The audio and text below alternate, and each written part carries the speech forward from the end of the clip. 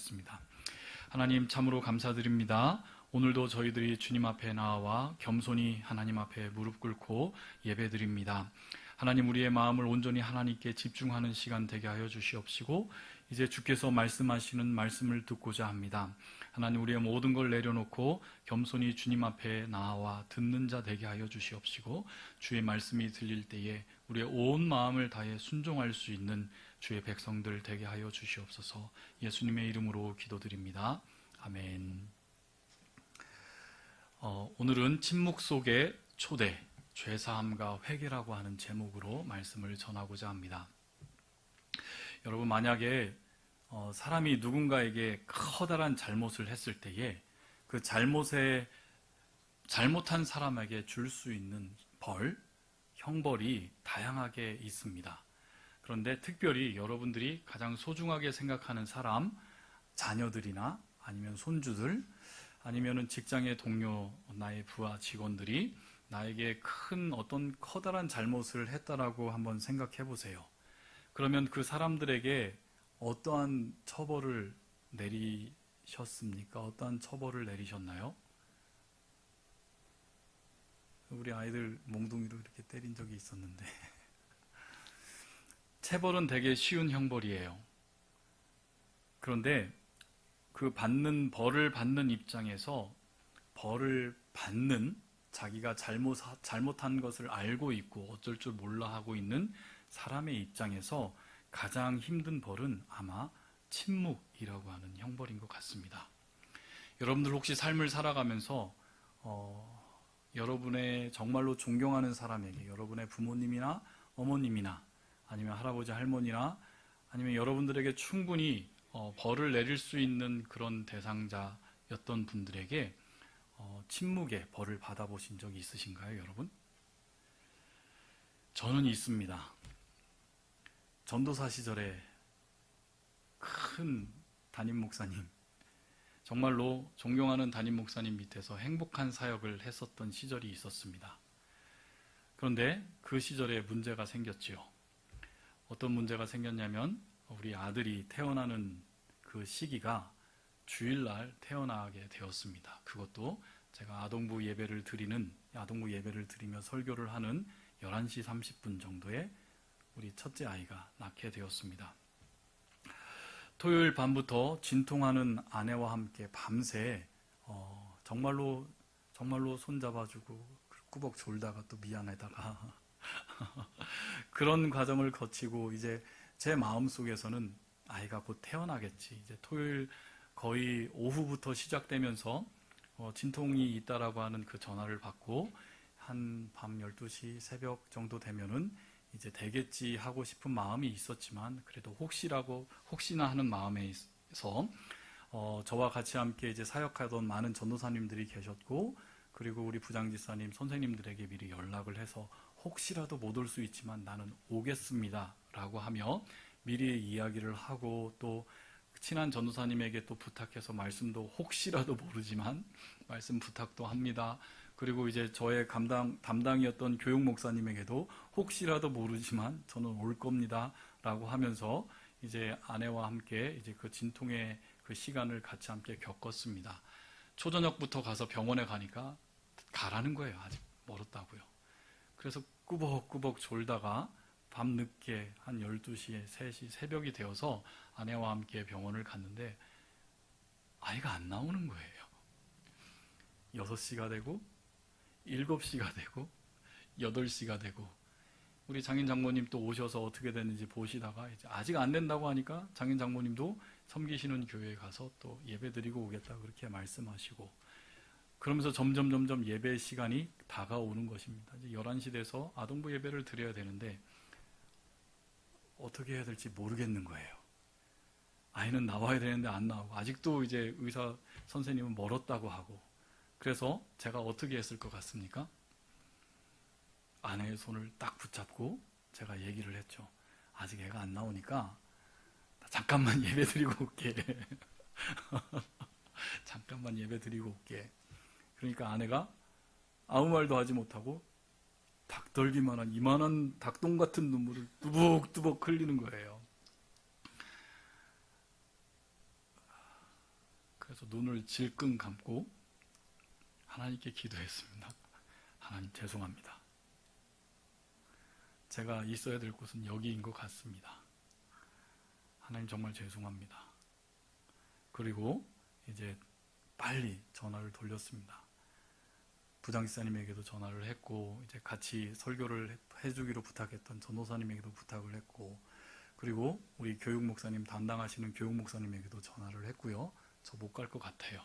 죄송합니다. 그랬더니 교육목사님이 그래 뭐 어쩔 수 없지. 잘 추스리고 애 낳으면 와라. 화평아 축하한다.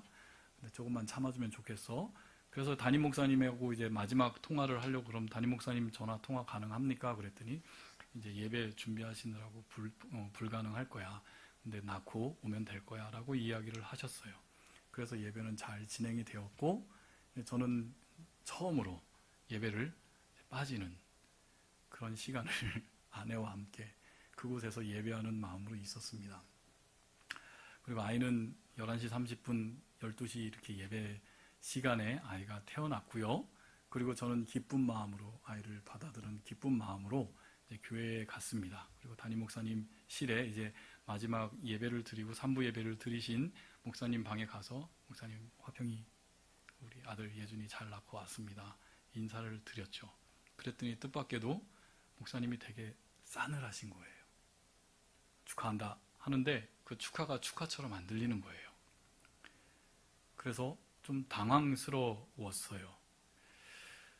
근데 문제는 그 주일부터 계속 문제가 시작이 되었습니다. 담임 목사님이 저에게 침묵하시는 거예요.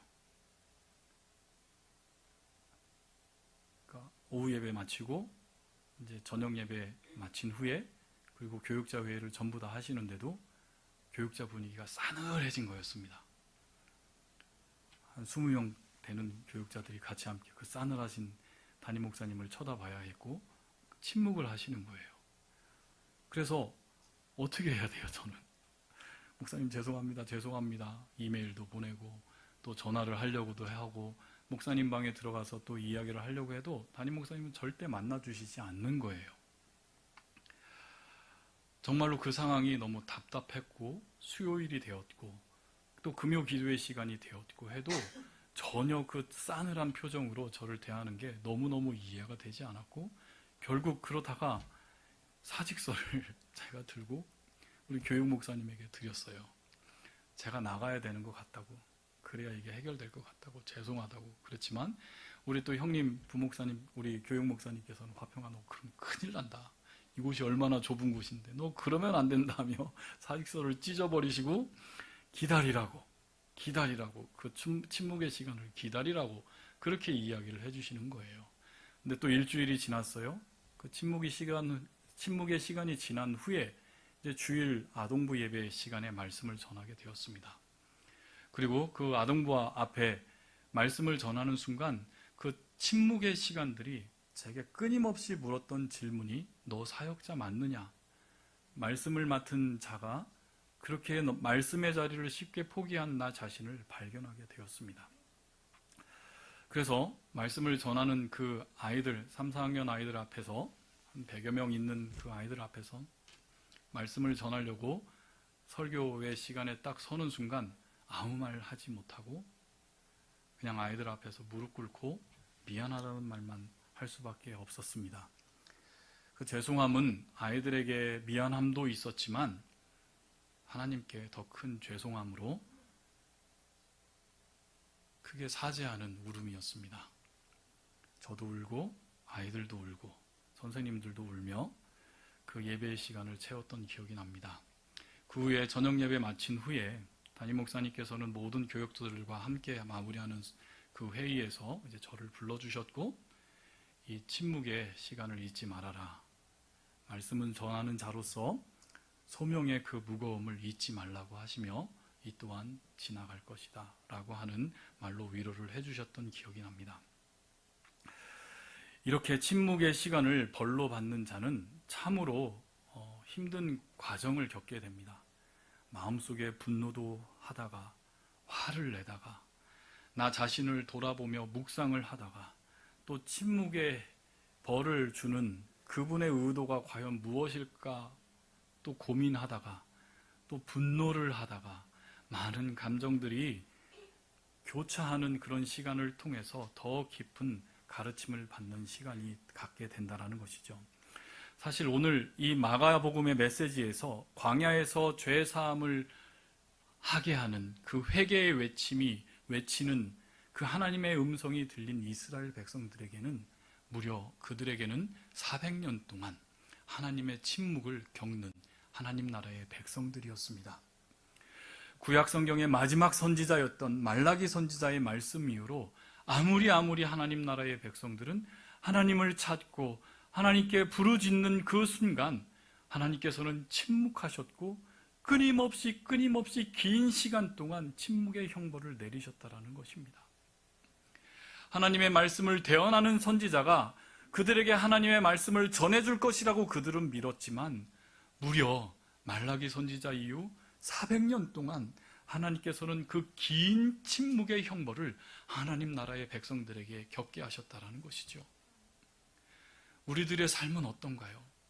이 광야도 같은 신앙의 길을 걸어가며 우리 역시 하나님의 침묵을 경험하며 우리 살아가고 있는 광야의 길을 걷고 있는 자들이 저와 여러분 아닌가요?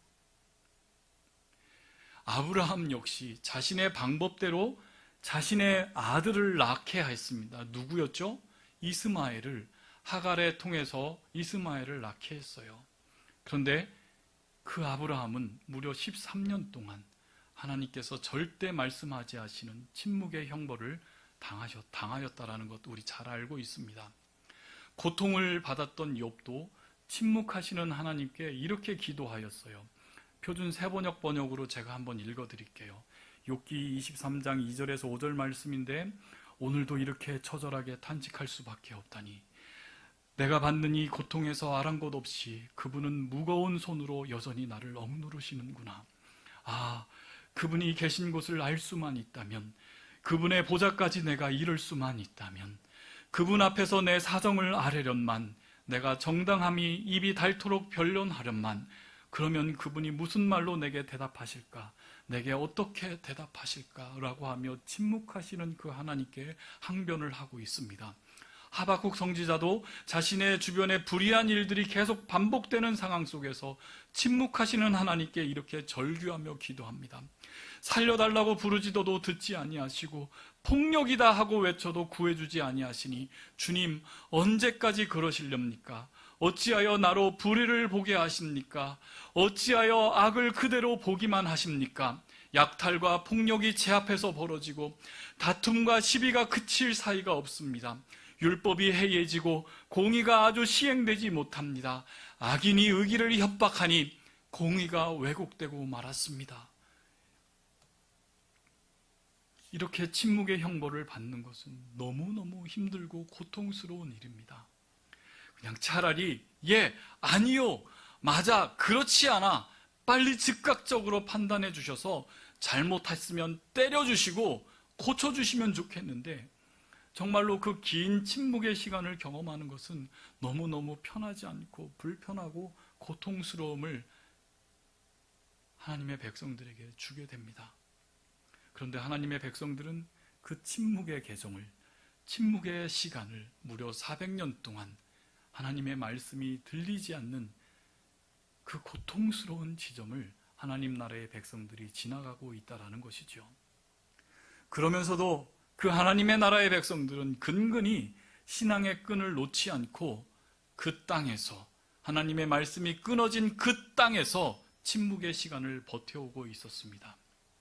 다윗 왕궁이 망한 이후로 바벨론으로 포로로 잡혀가서 다시 그들이 그 땅에 돌아왔지만 그리스 제국과 로마 제국의 지배를 당하면서 하나님의 성전이 돼지 피로 더럽혀지는 그 치욕의 역사를 당하면서도 그들은 신앙의 끈을 놓지 않고 그 침묵의 시간을 근근히 견디고 있었다는 것입니다.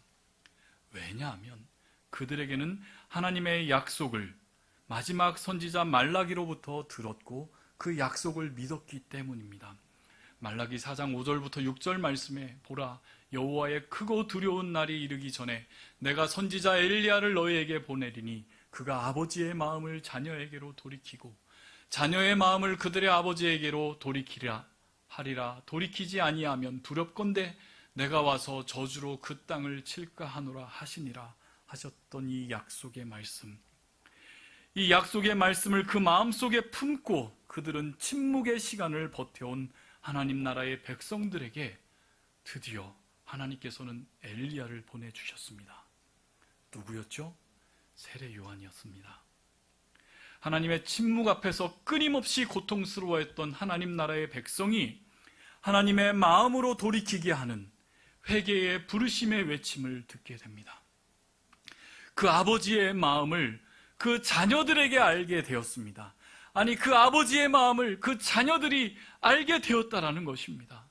하나님 나라의 자녀가 된 백성들, 하나님의 자녀가 된 백성들은 오랜 침묵을 끓고 그들이 다시 들리게 된 하나님의 말씀, 그 말씀 앞에 하나님의 자녀들이 감격스러운, 정말로 기뻐하는 그 모습을 오늘 말씀을 통해서 우리는 듣게 되는 것입니다. 그 침묵의 시간을 뚫고 침묵의 고통을 뚫고 들려진 하나님의 말씀이 무엇이었나요? 회개하라, 회개하라, 천국이 가까이 왔다라고 하는 외침이었습니다. 이 독사의 자식들아, 누가 너희를 가르쳐 임박한 진노를 피하랴. 회개에 합당한 열매를 맺어라.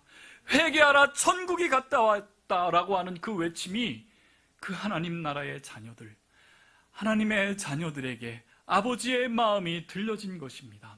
마태복음 3장 7절에서 10절 말씀을 우리 같이 한번 읽어볼까요? 요한이 많은 바리새인들과 사두개인들이 세례 베푸는 대로 오는 것을 보고 이르되, 독사의 자식들아, 누가 너희를 가르쳐 임박한 진노를 피하랴 하더냐. 그러므로 회개에 합당한 열매를 맺고 속으로 아브라함이 우리 조상이라 생각하지 말라. 내가 너희에게 이르노니 하나님이 능히 이 돌들로 아브라함의 자손이 되게 하시려니 이미 도끼가 나무 뿌리를 놓였으니 좋은 열매를 맺지 않는 나무마다 찍혀 불에 던져 불사느니라. 유대인들은 자기 자신들이 아브라함의 자녀이기 때문에 그들은 당연히 구원에 이르게 될 것이라고 생각했지만, 하나님께서 보내신 엘리야, 세례 요한의 메시지는 그들의 당연한 생각을 파고들었습니다. 매우 파격적이고 도전적인 메시지였습니다. 회개에 합당한 열매를 맺지 않으면 어떻게 된다고요? 도끼로 나무의 뿌리를 찍어 불에 던져버리겠다라고 하는 그 심판의 메시지가 바로 그 긴 침묵을 뚫고 하나님 나라의 백성들에게 들려진 것입니다. 여러분, 진정한 회개는 정말로 너무너무 어려운 회개 기도입니다. 진정한 회개의 기도는 정말로 심장이 뜯겨져 나가는 그런 고통을 동반하는 기도라는 것입니다. 죄를 지은 인간이 회개하는 것은 바로 도끼로 들어 내 육신의 죄의 뿌리를 잘라내버리는 것이 바로 회개라는 것입니다. 도끼로 내려친 나의 자아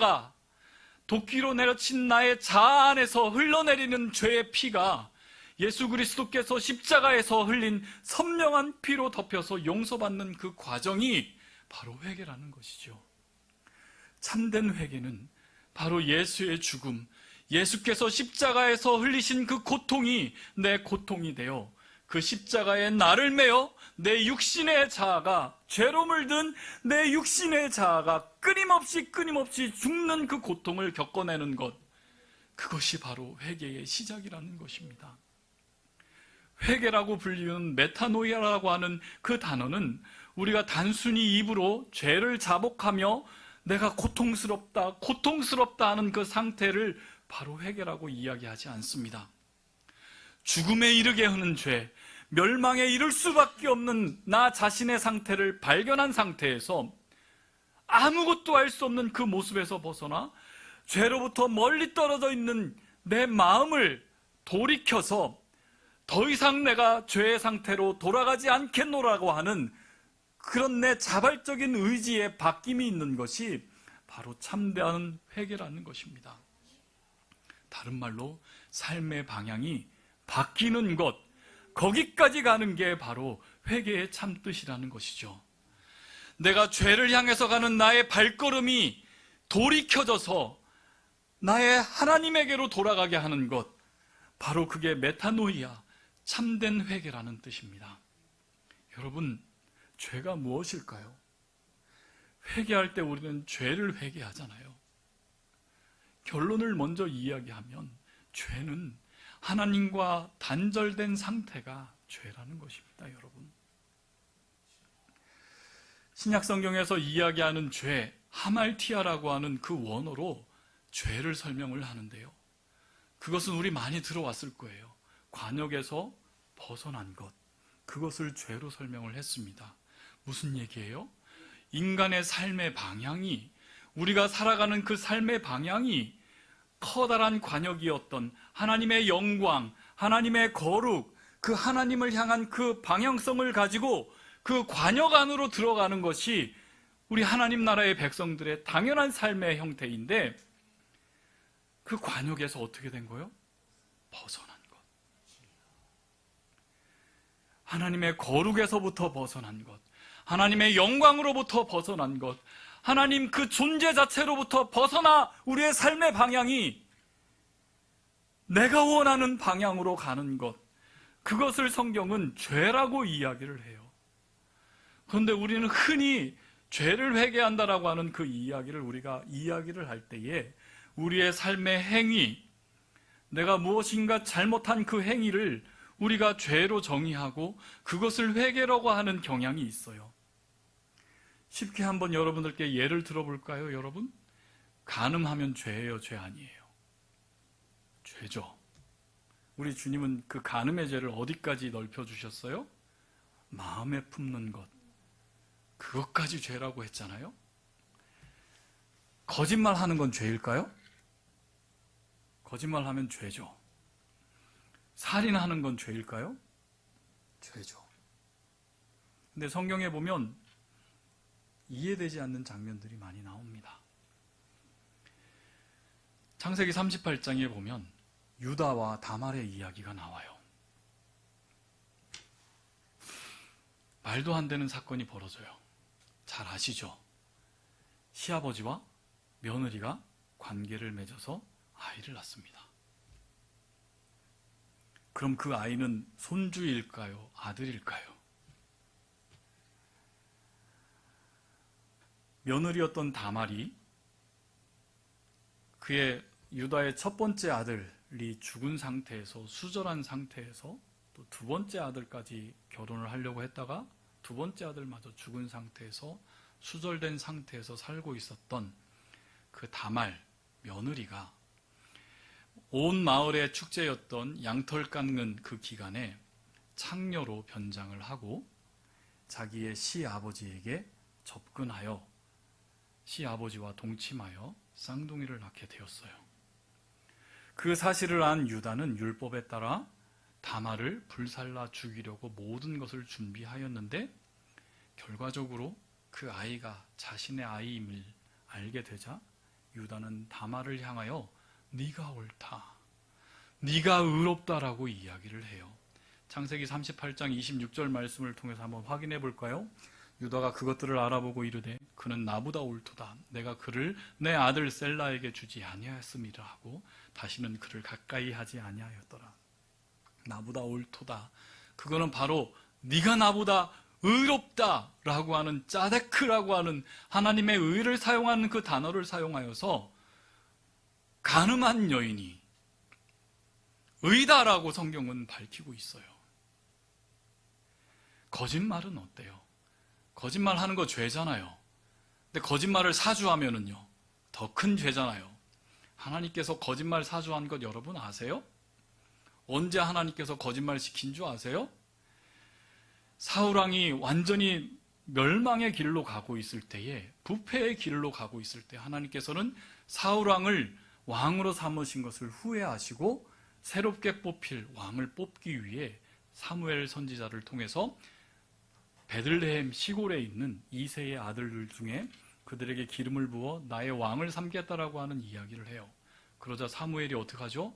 만약에 이 소식이 사울에게 들리면 사울왕이 나를 죽일 겁니다 하니까 이렇게 이야기를 합니다. 사무엘상 16장 2절 한번 같이 제가 읽어드릴게요. 사무엘이 이르되 내가 어찌 갈 수 있나이까 사울이 들으면 나를 죽이리이다 하니 여호와께서 이르되 너는 암송아지를 끌고 가서 말하기를 내가 여호와께서 제사 드리러 왔다 하고.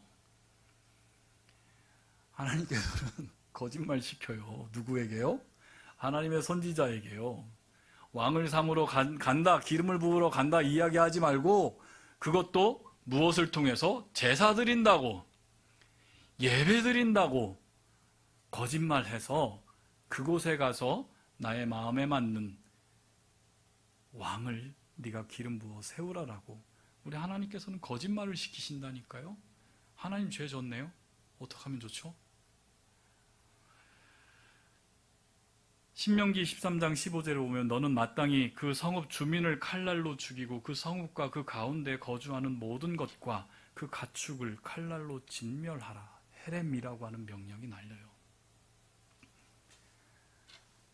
그래서 하나님께서 이 여호수아와 이스라엘 백성들에게 가나안에 있는 모든 족속들, 사람들을 어떻게 하셨죠? 살인하라고, 살인교사, 그것도 한두 명 죽이는 게 아니라 집단 학살을 명하시는 엄청난 살인교사를 하나님께서 하셨다고요. 우리 인간이 가지고 있는 윤리의식으로 그 하나님을 판단한다면 그 하나님은 죄를 졌어요, 안 졌어요? 큰일 났네요. 죄를 짓는 하나님이시네요. 아무리 우리의 생각을 돌려봐도 간음과 거짓말과 살인은 죄인데 간음을 해도 의라고 하고 거짓말을 시켜서라도 당신의 왕을 세우시고 집단 학살을 시키셔서라도 당신의 나라를 세우게 하시는 그 하나님을 우리 인간이 가지고 있는 윤리의식으로 판단하면 그 하나님은 의로운 하나님인가요? 불의한 하나님인가요? 근데 사실 우리는 그것을 하나님의 의도를 해석해야만 해요. 야고보서 1장 13절 말씀에 사람이 시험을 받을 때에 내가 하나님께 시험을 받는다 하지 말지니 하나님은 악에게 시험 받지도 아니하시고 친히 아무도 시험하지 아니하시느라고 증거하고 있어요. 하나님께서는 죄의 조성자, 악의 조성자가 아니라는 것입니다.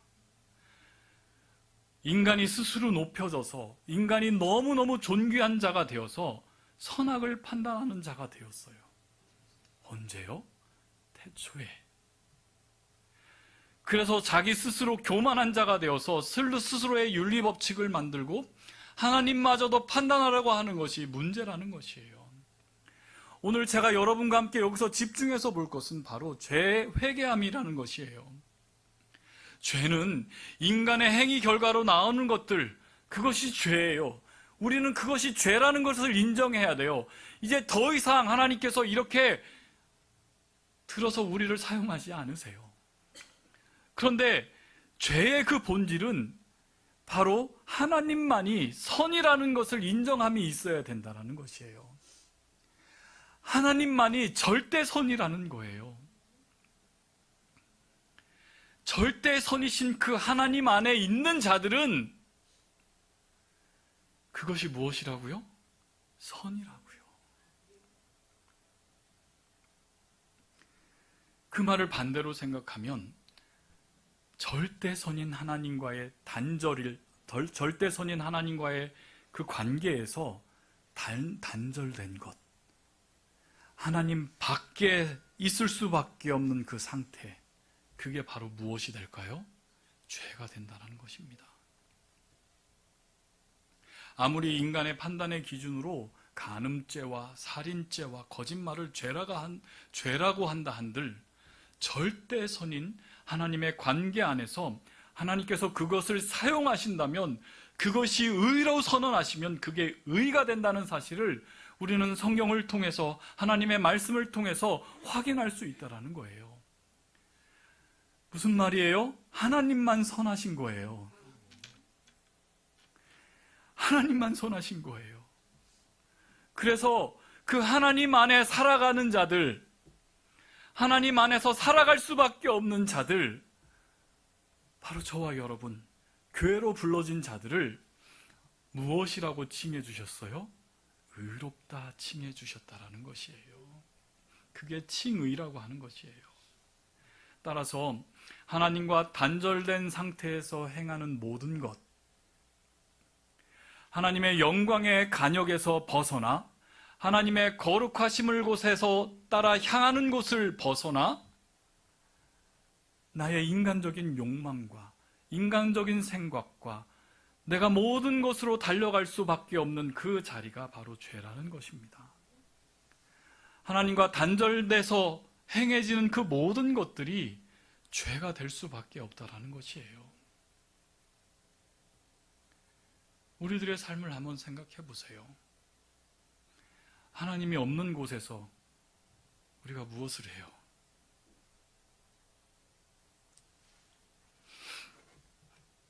하나님이 계셨다, 하나님이 같이 함께 있었다라는 것을 안 곳에서는 우리는 죄를 지을 수 없어요. 하나님 없는 곳에서, 하나님과 단절된 곳에서 하나님 없이도 하는 것들이 바로 죄라는 것이에요. 그거 아세요, 여러분? 하나님 없이, 하나님과 단절된 상태에서 우리는 예배 드릴 수 있어요, 없어요? 있잖아요. 목사도 하나님과 단절된 상태에서 하나님의 말씀을 전할 수 있는 타락한 인간이에요.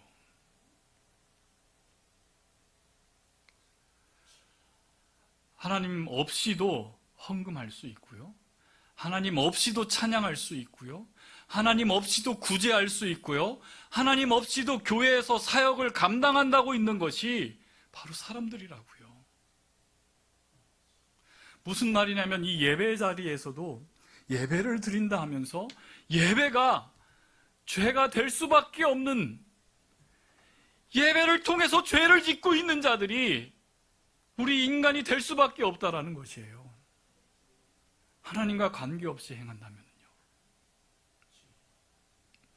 그런데 그 하나님 나라의 백성들이 하나님과 단절되어서 하나님의 음성을 들을 수 없었던 그 하나님 나라의 백성들 안에 무엇이 들려진 거예요?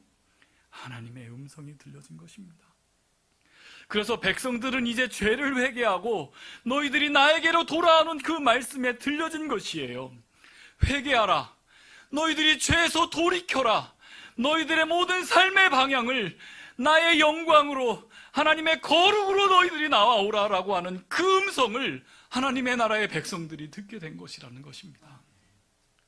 요즘 교회에서는 회개의 메시지를 듣기 힘든 시대가 되었어요. 회개하라라고 하는 그 이야기를 하지 못하는 교회가 되었어요. 회개하라라고 하는 이 도전적이고 강력한 메시지가 모든 성도들에게 들려야 되는데 그것이 듣기 힘든 시대가 되었다라는 것이에요. 그런데 저는 말씀에 의지해서 외칩니다. 여러분, 회개하십시오. 여전히 주님의 침묵 속에 살아가고 있는 우리 형제 자매들이 있다면 가장 먼저 무엇을 해야 됩니까? 회개하세요. 그 자리에서 돌이키십시오. 여러분의 삶의 방향을 당장 돌이키세요. 하나님께로 돌이키시라는 거예요. 아무리 기도해도 응답하지 않는 하나님 때문에 고통스러우셨어요? 여러분, 회개하세요. 그 침묵 속에서 자신을 속이며 나는 괜찮다고 위로하고 있었다면 여러분, 제발 정신 차리세요. 회개하시라고요. 죄를 자복하고 죄 중에 살아가고 있는 나 자신이 폭로하시는 그 하나님 앞에, 그 하나님 말씀 앞에 순종하는 우리 한마음 교회 됐으면 좋겠습니다. 하나님과 관계없이 행하는 나의 모든 일상들이 온전히 주님 앞에 내어놓는 이 예배 자리가 됐으면 좋겠어요. 그래서 이 예배 자리에서 십자가로 나아가서 나의 육신이, 나의 옛 자아가 사정없이 쏟아지는 그 도끼질을 여러분들 피하지 마십시오. 다 잘라내어 버린다면 모든 것을 다 잘라내버려야 된다면 다 잘라지도록 하세요. 피를 절절 흘리면서 여러분 잘라내십시오. 십자가에서 박히는 그 못질을 두려워하지도 마세요. 못 박히면 못 박히세요. 내 몸뚱아리에 박혀버리는 그 창으로 인해서 심장이 찢겨져 나가야 하는 그 고통을 느껴야만 우리는 우리의 죄가, 하나님 없이 우리가 할 수 있는 우리의 모든 일상이 얼마나 크고 두려움을 우리가 알게 될 것입니다. 그 두려움이, 결코 그 고통이 절대로 이제 다시는 나는 죄지음으로 가지 않게 저와 여러분을 만들게 될 것이랍니다. 그 고통을 느끼는 진정한 회개를 했으면 좋겠습니다. 우리 같이 함께 찬양하며 우리의 마음을 모으고 우리 같이 함께 기도하는 시간